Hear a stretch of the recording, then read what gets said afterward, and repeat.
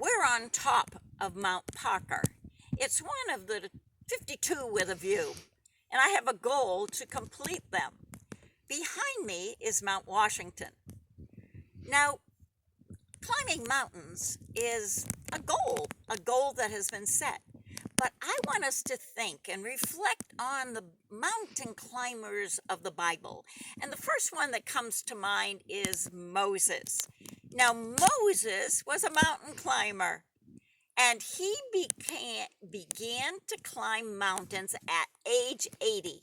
Now, I want to finish my goal by the time I'm 80, but he was just starting out, and he continued to climb mountains to the very end. In fact, he climbed Mount Nebo and looked at the promised land as his last mountain climb.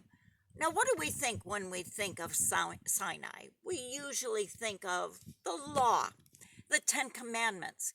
But oh, there was so much more given to Moses on Mount Sinai. He met with God. Oh, and he had an experience where he saw his glory.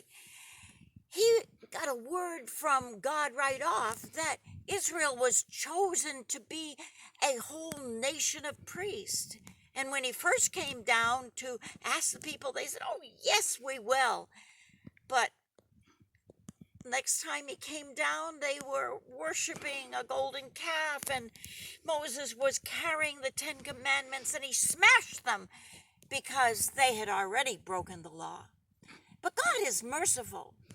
God is merciful, and he allowed Moses to climb that mountain again. He had to cut out the stones and carry those stones up, but he rewrote the law. But there's a time coming when it tells us that the law will be written on our hearts, and that day is now because of Jesus fulfilling the law. And when we receive Christ, he writes that law in our hearts. And that's how we know, how people know that we love the Lord. What does it say in the Word? That they'll know because you love one another. And then it goes further and it says that you're proving you love me if you keep my commandments. And we do keep his commandments, not because of necessity of, oh, I got to, but because of love. Because of the love of God that has been shed abroad in our hearts through Jesus Christ. So be blessed today. And whatever goals you have, natural and spiritual, keep climbing.